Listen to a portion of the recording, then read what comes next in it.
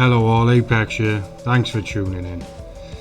Sorry it's been a while guys, been trying to get a few things sorted, but I'm back to bring you content. On Apex Logic, my fan channel, I want to bring you all the Alien and Predator news, events, conversations around the globe. So let's get started. On this episode I'm going to be talking about the 1987 film Predator by 20th Century Fox. Man, nothing like this. I hear ya. This shit's something. Makes Cambodia look like Kansas.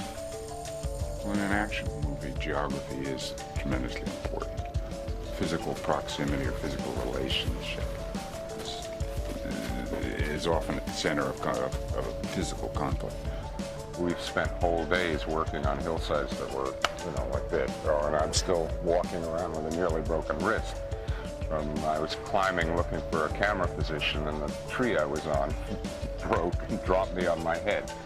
I think if you check with some of the other publicity people, you'll find there's a picture of the director sticking in a pile of rotten roots with his legs up. And that's it. The original screenplay was called Hunters, and it was written by brothers Jim and John Thomas, who were inexperienced in the industry and struggled at the start. There was a few idea changes on the original script, but in the end they settled on an individual alien hunting on planet Earth. This caught the attention of Fox official Michael Levi, and he was enthusiastic about the project, and then himself presented it to Larry Gordon, who at the time was head of Fox Studios. After the green light was given for production, Joel Silver was brought on as a producer and insisted Arnold Schwarzenegger, who he'd worked with previously, be sent a script, which straight away he accepted the part as Major Alan Dutch Schaefer. Fox Studios then hired director John McTiernan, which was a risk at the time as himself was inexperienced in the industry and only had one motion picture under his belt, which was a horror film starring Pierce Brosnan. Shane Black, responsible for writing Lethal Weapon, was brought in. He was originally brought in just to play Richard Hawkins, but he also used his skills as an undisclosed screenwriter, helping on a lot of the scenes throughout the picture. As we know then, Shane Black went on to perform various other jobs within the Predator industry, and he's continuing to do so. Now the team was together, they had to get the right cast of actors to make it work. Bill Duke, Jesse Ventura, Carl Weathers, Richard Chavez and Sonny Landham were all selected and put into military boot camp. They were put in the military boot camp to be put through their paces and to, obviously, as they are replicating a commando unit, also having ex-veteran Richard Chavez and Special Forces Jesse Ventura helped.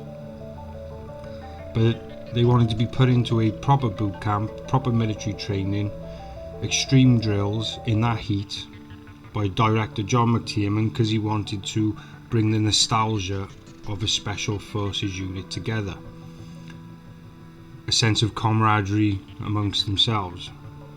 As we know, Sonny Landham at the time had to be monitored by a bodyguard due to certain reasons,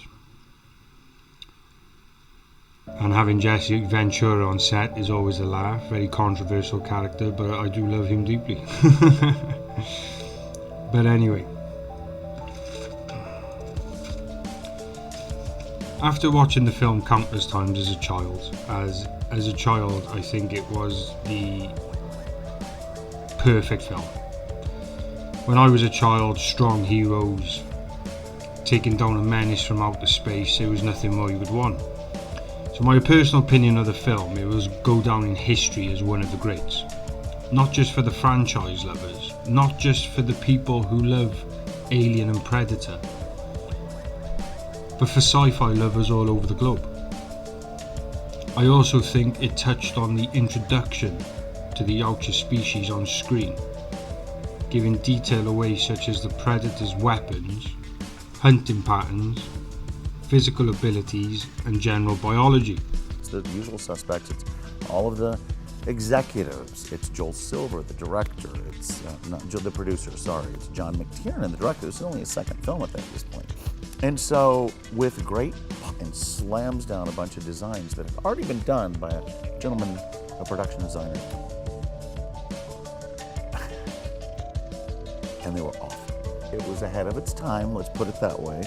But the head did suck. The head was no. So they said, here's what we want you to make. So what they needed was a character with backward bent reptilian legs, extended arms, and a head that was out here.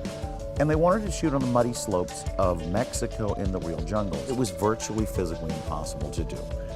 I told them it wouldn't work. They wanted to just tell the guy to hop around like a frog. So Jean-Claude comes in for his fittings, and we know that in the beginning of the movie, remember the cloaking device? Where he's kind of, beautiful effect for its day. But we had to, for the beginning of the shoot, make a red version, because red is the opposite of green on the color wheel. They're being shot against green in the jungle.